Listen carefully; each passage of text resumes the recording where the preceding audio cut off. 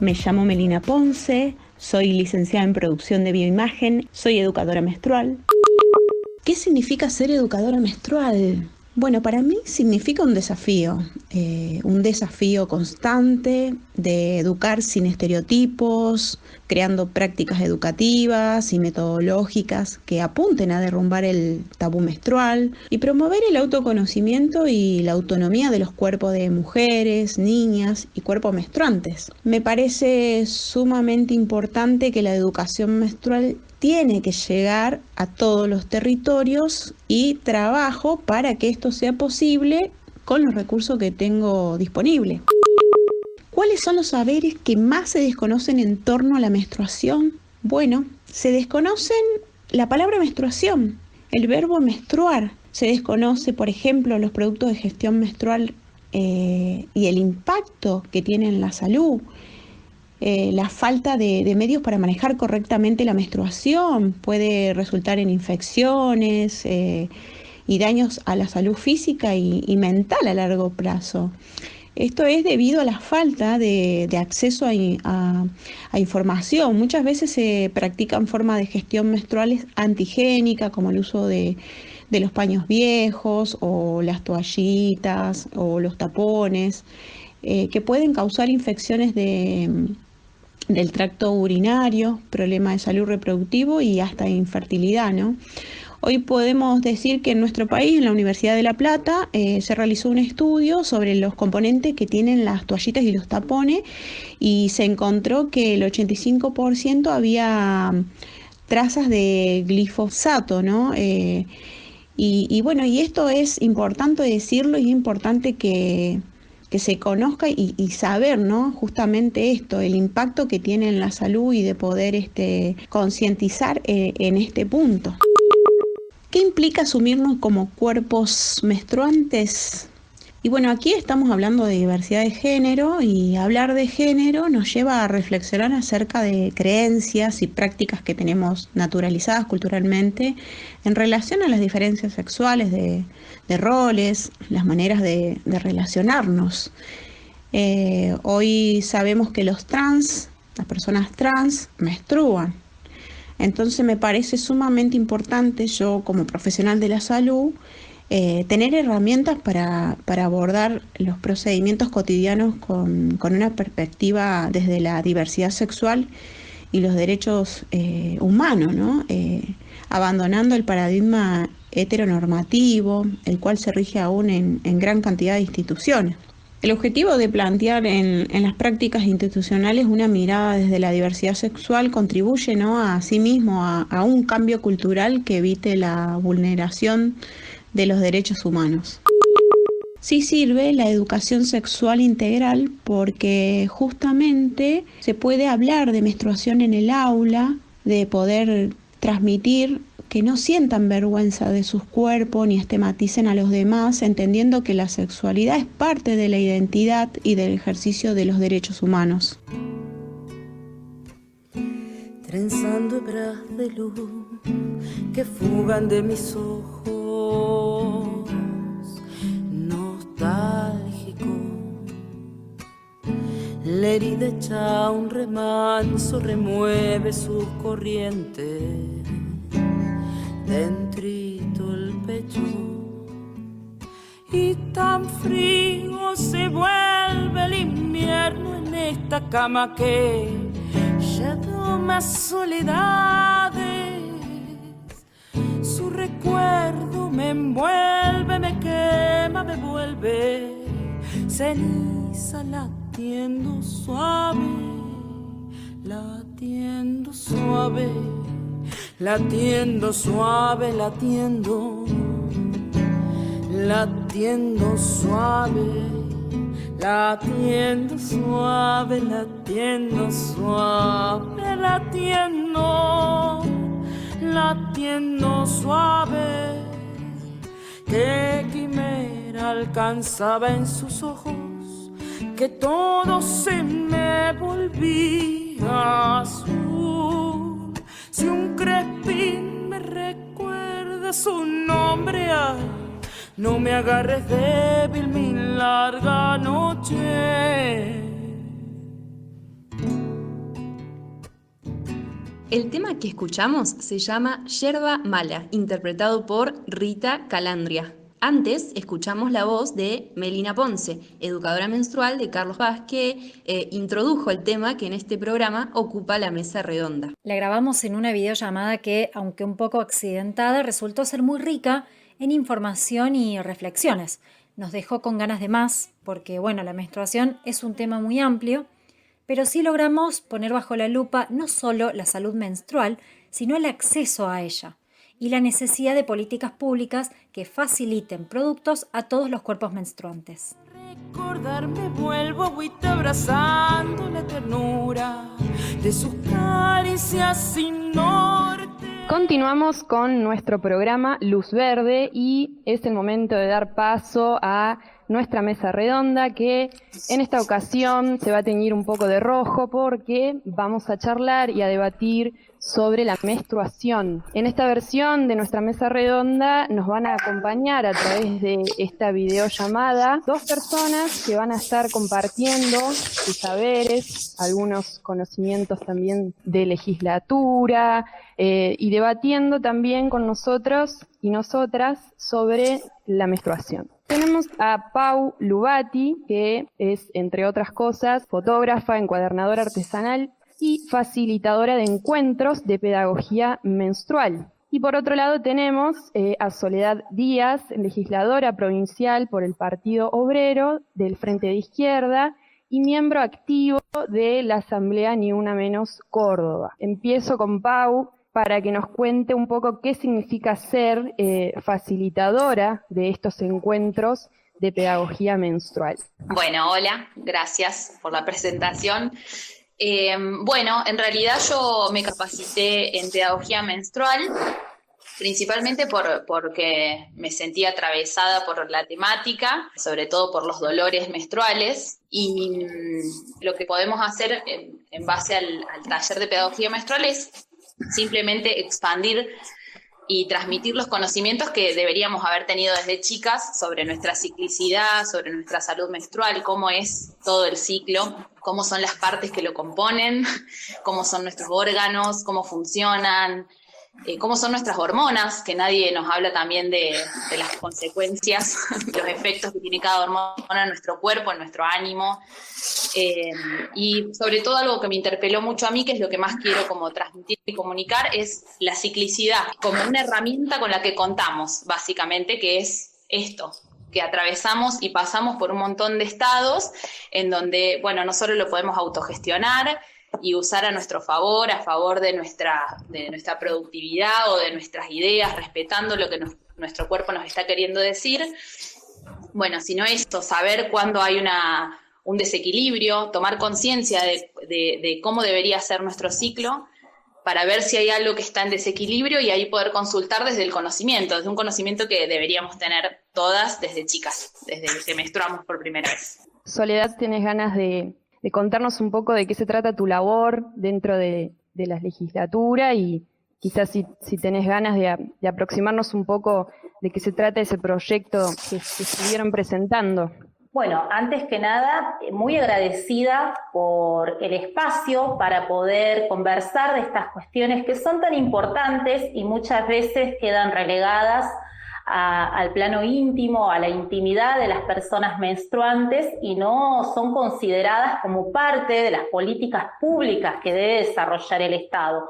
Creo que la Marea Verde, que el Ni Una Menos, que el movimiento de mujeres en las calles, que ha trascendido incluso las fronteras de la Argentina, ha puesto en pie un movimiento que colocó en agenda cuestiones que antes eran solapadas y escondidas, e inclusive colocadas, en el caso de la menstruación, en el plano de una cuestión tabú, incluso colocadas como una cuestión de higiene, como si la menstruación fuera algo sucio y algo de lo que no se habla y es una cuestión íntima de las mujeres, para colocarlo en el plano público como una cuestión de salud pública, al igual que el aborto y al igual que otras batallas que estamos dando en relación a la educación, como el derecho a la ESI laica, científica y con perspectiva de género. Desde la banca del Frente Izquierda venimos acompañando hace muchísimos años, no solamente en el plano legislativo o parlamentario, sino también acompañando en las calles.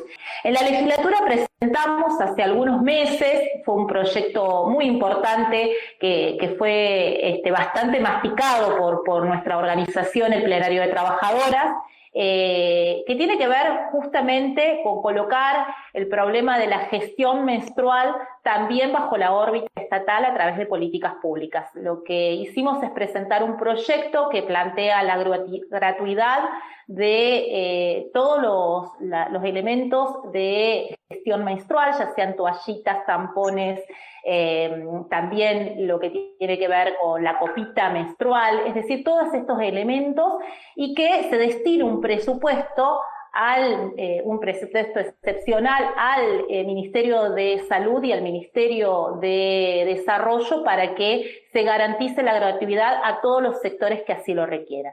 Perfecto. Entonces, un poco ya iniciando en esta conversación, podemos coincidir en que existen, ¿no?, micromachismos alrededor de la menstruación. Ustedes los perciben, los pueden ver, ¿desde qué lugar los analizan, no? Yo pienso que hay mucha desinformación, tabúes, cosas obviamente patriarcales que vienen también de la mano hasta de la medicina tradicional. Esto, como decía mi compañera acá, hablaba sobre las cuestiones en donde se trata como higiene, como si fuera algo sucio y que hay que ocultar del hombre, que al que no le pasa, vendría a ser. Entonces, bueno, al taparlo fue que nos quedamos sin esa información y que no indagamos ni nosotras mismas en cosas que por ahí nos da vergüenza preguntar, nos da vergüenza hablar con otros. Entonces es como, bueno, no, destapemos esa olla, preguntémonos cosas porque está nuestra salud en juego, nuestra vida, todo, nuestra fertilidad, si se quisiera. O sea, son temas en donde hay que hablarlos lo más que se pueda. Por eso también me puse este deseo de expandir conocimientos también sobre esto, sobre los recursos para gestionar la menstruación, sustentables, no sustentables, o sea, que te expliquen.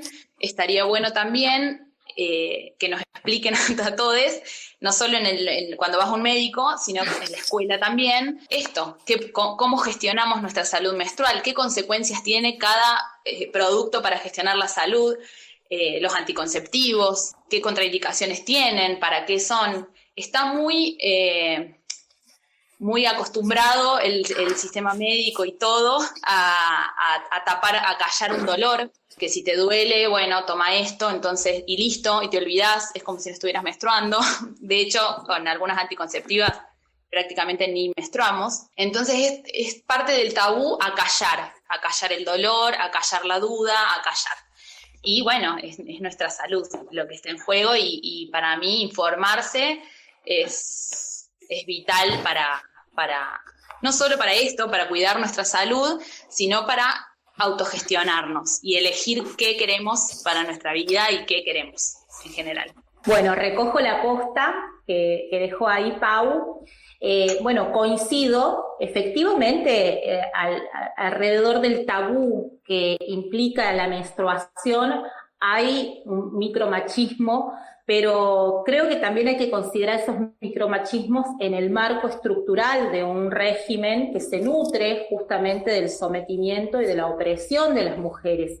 Eso ha sido develado por las enormes movilizaciones que venimos protagonizando las mujeres y la diversidad sexual a nivel internacional. Es ya un movimiento mundial, hablamos de una nueva ola feminista, y en ese plano creo que hemos colocado en agenda un problema que ya escapa a la cuestión del micromachismo que por ahí se genera subrepticiamente por la cuestión cultural, sino que tiene que ver con arraigos de orden material, es decir, de un régimen que no establece ninguna condición para que las mujeres puedan sortear la barrera que muchas veces implica la opresión y el sometimiento, partiendo, en primer lugar, sí, de la desinformación, de esto que se plantea en relación a la menstruación, que no es considerada desde el lugar científico. Si uno se pone a analizar, la menstruación se estudia en la escuela a través de las ciencias naturales y nunca alcanza un rango de estar en un programa de educación sexual, laica, científica, con perspectiva de género, que analice más profundamente, más allá de lo biológico, lo social, cómo se coloca la menstruación en el plano social. Y esto es muy importante porque quienes menstruamos, que hoy a nivel mundial somos más de 1.800 millones de personas menstruantes, no contamos, en muchos casos las mujeres somos las que estamos despojadas de los lugares de trabajo, somos las que representamos esa brecha salarial con los varones, en el caso del trabajo registrado del 27%, del trabajo no registrado del 36,5%, somos las que engrosamos las líneas de desocupación, de trabajo precario. Entonces, cuando uno habla de los elementos de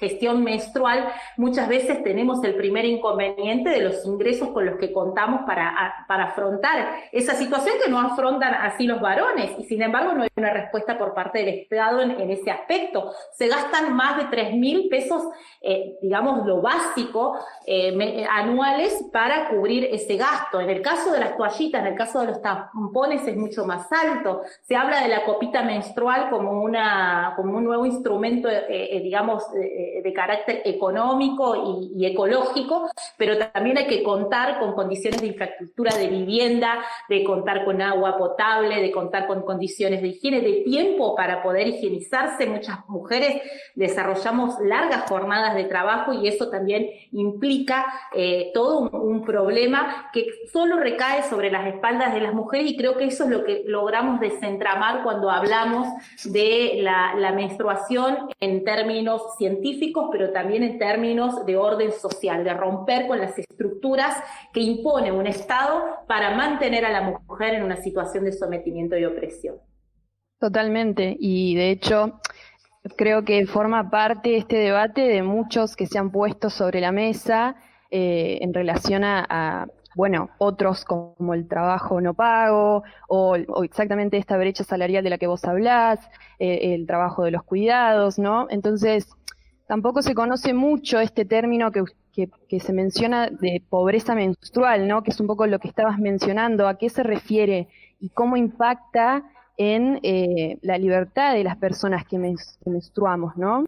Sí, naturalmente, es justamente a lo que me refería. Cuando hablamos de pobreza menstrual, hablamos justamente de las condiciones materiales que solo aquejan a aquellas personas que menstruan, ya sean mujeres o de la diversidad sexual. Y ahí es donde aparece la responsabilidad del Estado y la necesidad de que existan políticas públicas, de la necesidad de avanzar no solamente en una batalla cultural, sino también en una batalla en términos materiales, para poder realmente dar las condiciones para romper estas estructuras que son las que le dan curso y son el caldo de cultivo para los micromachismos. Totalmente. Si tenés ganas, Pau, ¿querés aportarnos algo sobre la copita menstrual? Porque bueno, también en este sentido de lo económico y también entrar en del debate sobre la desigualdad en torno a la salud menstrual, la copita puede formar parte de una de las opciones, no es la única, obviamente. Si querés contarnos un poco de eso, y si tienen ganas de que hablemos también, y si Soledad, vos también tenés más información, este impuesto que es el IVA a los productos de menstruación. Sabemos que Economía Feminita y ha presentado su campaña en este sentido, visibilizando, digamos, estas desigualdades, y también con la propuesta de retirar ese impuesto, ¿no? ¿Quieren comentar algo, si saben sobre eso, y si realmente eso serviría para contrarrestar o aportar a contrarrestar esta pobreza en relación a los productos de menstruación? ¿Querés arrancar, Pau? Sí, en realidad yo quiero contar básicamente sobre la copa menstrual. En realidad Cuando se trata de necesidad, cualquier producto de salud menstrual lo necesitamos, pero bueno, cuando se trata de economía y de gasto, además de ecología, la copa menstrual, como dura entre 5 y 10 años, bueno, es una de las cosas más económicas para gestionar nuestra salud menstrual. Además también por una cuestión de salud, no tenés posibilidad de tener síndrome de shock tóxico y un montón de cosas que tienen los productos químicos que le ponen a los tampones o las toallitas descartables. También las toallitas de tela, ecológicamente sería lo más ecológico, las toallitas de tela, y también evitan un montón de infecciones y un montón de cosas que está bueno que lo sepamos también. Entonces me parece que sí, que también hay que transmitir y empezar a difundir todas estas nuevas formas de autogestionar nuestra salud menstrual, por la economía, por la salud de nuestro cuerpo y ecología también. Coincido con Pau, son nuevas opciones, me parece que bueno, esta apertura del movimiento de mujeres en relación a sacar del lugar de tabú la menstruación ha dado la posibilidad de justamente de encontrar estas nuevas variantes, estas alternativas. No obstante, siempre entiendo, están sujetas a la condición particular que enfrente cada una de las mujeres. Yo recién hablaba del costo que implica muchas veces, teniendo en cuenta justamente los magros salarios, los recortes. Bueno, estamos atravesando un fuerte ajuste nacional en aras del pago de una deuda externa, en aras de beneficiar a ciertos sectores que, bueno, nosotras hemos rechazado. Una de las consignas centrales que ha levantado la Asamblea Ni Una Menos en las movilizaciones que se han desarrollado tanto el 8 de marzo como el 3 de junio ha sido la deuda es con nosotras, no con el Fondo Monetario Internacional. Y bueno, justamente cuando hablamos de las dificultades en términos económicos que implica la menstruación, hablamos también de cuáles son las respuestas y las salidas. Nosotros desde el Frente Izquierda presentamos este proyecto de gratuidad de los insumos de gestión menstrual, porque entendemos que en un escenario de agravamiento de las condiciones económicas y de una pobreza menstrual es necesario dar una respuesta eficaz. Existen otras variantes, otras respuestas, como por ejemplo la de eliminar el impuesto al IVA, que bueno, hay que decirlo, no solamente alcanza a los insumos de gestión menstrual, sino al conjunto de los elementos de consumo de las poblaciones trabajadoras, y que es un impuesto que grava fundamentalmente confisca los salarios de la población trabajadora. En ese sentido, bueno, lógicamente que una salida en ese sentido sería progresiva. Ahora, ¿hasta qué punto es la solución definitiva para una cuestión que ha sido tachada por el Estado como una cuestión que queda bajo la órbita de la intimidad de las mujeres?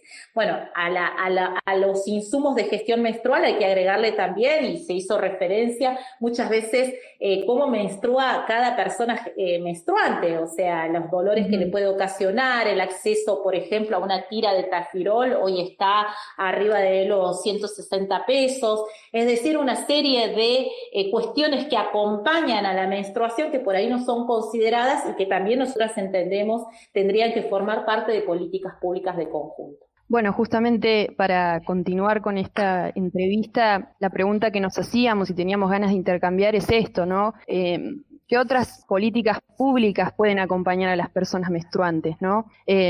Porque realmente estamos intentando que esto se convierta en una práctica digna, ¿no? En un derecho. Muchas compañeras que estuvimos investigando y leyendo empiezan a identificarlo de esta manera, ¿no? Como un derecho humano a menstruar. Entonces, el Estado, digamos, desde el Estado, ¿qué otras políticas se pueden acompañar en este sentido? Y si tienen ganas, enlazarlo un poquito con la ESI, que ya se nombró un poco, pero ¿podría aportar en algún sentido a este acompañamiento a las personas menstruantes una ESI que, bueno, ya se le han hecho bastantes críticas, digamos, por su contenido quizás biologicista, que implica dejar afuera, por ejemplo, de ese debate a las trans. Entonces, ¿cómo podría ser que se aporte un poco más una política pública? Mira, si hay una política pública que está íntimamente ligada a la cuestión de derecho humano que implica la menstruación, es el acceso a la educación sexual, laica y científica. Hoy contamos con una ley que existe ya hace muchos años a nivel nacional. Sin embargo, los sectores reaccionarios ligados a las iglesias, no solamente a la iglesia católica, sino a otros cultos que, bueno, justamente profesan el planteo de un lugar de inferioridad y de sometimiento para las mujeres, han impedido que efectivamente se lleve adelante en las escuelas, no solamente en las confesionales, sino también en las escuelas públicas, a través del artículo 5 que plantea justamente el respeto al ideario institucional, y lo cual los habilita para enseñar bajo sus propios manuales y sus propias planteos en términos de condicionar y regimentar a las mujeres. A las mujeres y a la diversidad sexual de conjunto. En la provincia de Córdoba tenemos incluso situaciones muy, muy grotescas, como por ejemplo las escuelas fastas, las escuelas pías, que se han denunciado a través de los propios alumnos y familiares, los manuales con los que, bueno, justamente lo que se plantean son situaciones, la verdad, muy alejadas de la cuestión científica. Y en ese sentido, si no se saca a la menstruación del lugar de tabú y se coloca como una cuestión no solamente de orden natural, sino también social, y se separa la Iglesia del Estado, indudablemente se va a presentar una barrera muy difícil de sortear a la hora de poder romper con todos estos paradigmas que acá se han planteado. Nosotros entendemos que parte de las políticas públicas esenciales para dar una respuesta a las personas menstruantes es colocar en la agenda la modificación de la Ley de Educación Sexual laica y científica para que se respete, para que se aplique, con contenido transversal, pero también con un contenido a través de una asignatura propia y con docentes pagos, o sea, con docentes que sean formados en el orden científico y de perspectiva de género y que tengan un salario acorde a la tarea que tienen que desarrollar. Eso es parte fundamental que obviamente va a alcanzar también a las familias, a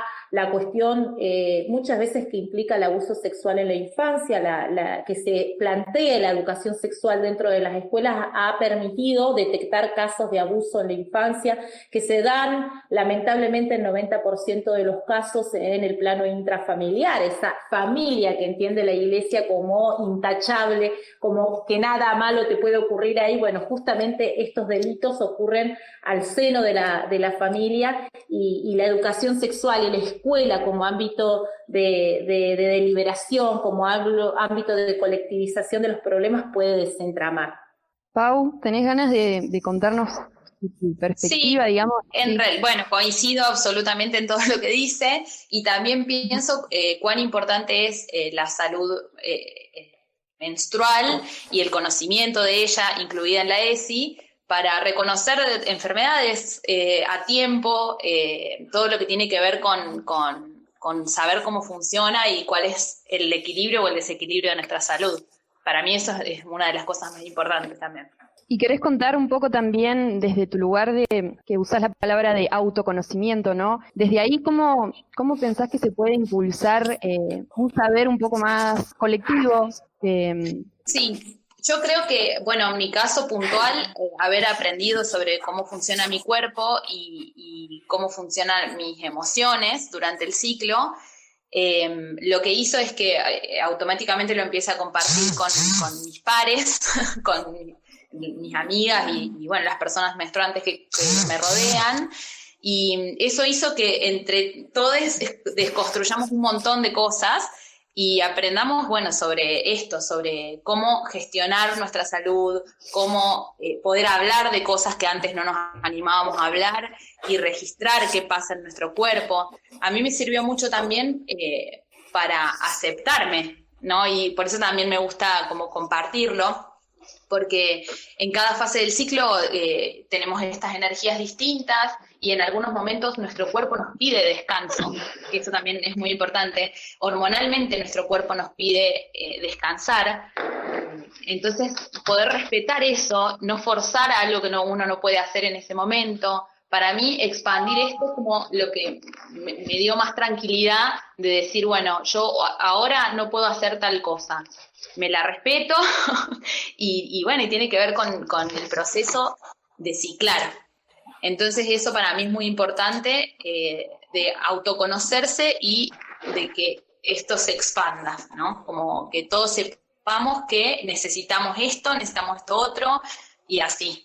Buenísimo. Buenísimo, coincidimos entonces de que es importante que realmente deje de ser un tabú y que personas que menstruan y las que no también estén informadas, porque implica, como vos decías, un acompañamiento también, ¿no? ¿Cuántas veces nos pasa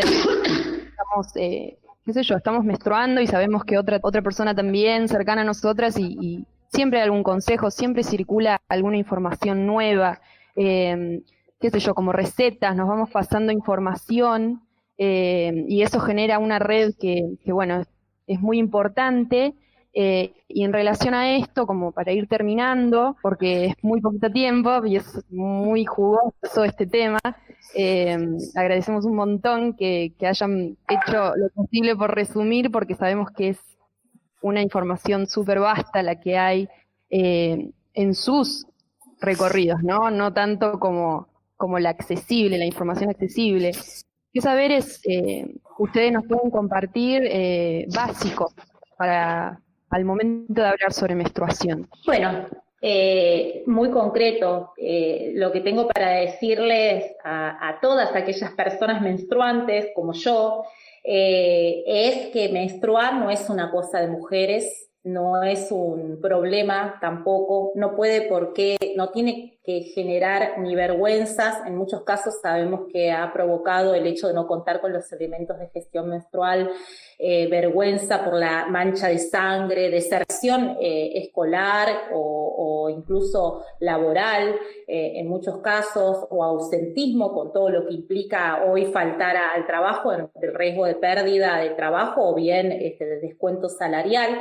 El menstrual es un derecho humano, como bien se dijo acá, y bueno, tenemos un movimiento de mujeres capaz de colocarlo en la agenda política, en la agenda pública, como venimos haciendo con la educación sexual, con el aborto legal, con nuestra lucha en contra de la violencia, los femicidios, contra los transfemicidios y en general contra toda política de opresión y sometimiento bajo un régimen que evidentemente, si no puede dar respuestas ante estas cuestiones, está caduco. Una cuestión central para destacar es justamente el planteo de la Iglesia como un factor o un instrumento de regimentación que se utiliza en el Estado, que nosotras estamos desterrando y que estamos planteando la separación de la Iglesia del Estado como salida y poniendo sobre el tapete la necesidad de salir a luchar por nuestros derechos.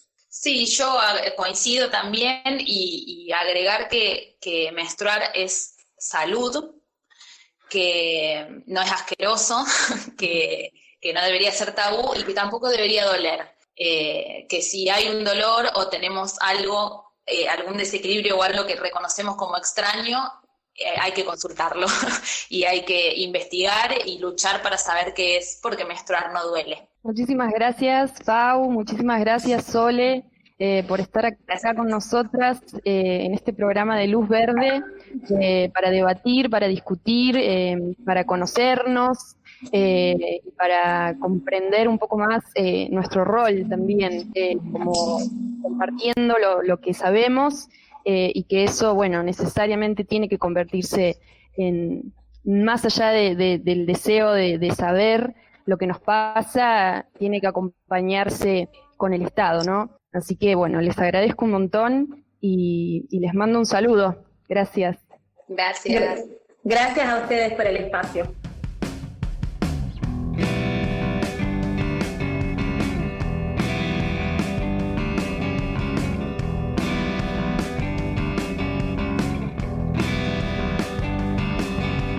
Ya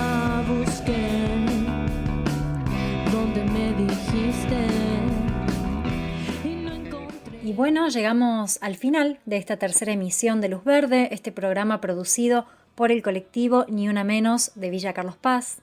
Agradecemos a todas las compañeras que le dieron forma a este programa y a Villanos Radio por el espacio que nos da cada 15 días los viernes a las 19 horas. Visiten a Rita Calandria en YouTube y a las compañeras Milagros y Ailén en Instagram para enterarse más sobre los debates en torno al trabajo de los artistas. Pueden encontrarlas como @notrabajoporamor, @Red de Escritoras Argentina y @UnaAmarilla-escribiendo. Nosotras nos despedimos. Somos Vicky y Mari. Esperamos que hayan disfrutado el programa y este es un espacio del colectivo Ni Una Menos de Carlos Paz. Pueden buscarnos en Facebook, Instagram y YouTube como Ni Una Menos Carlos Paz. Hasta el próximo programa.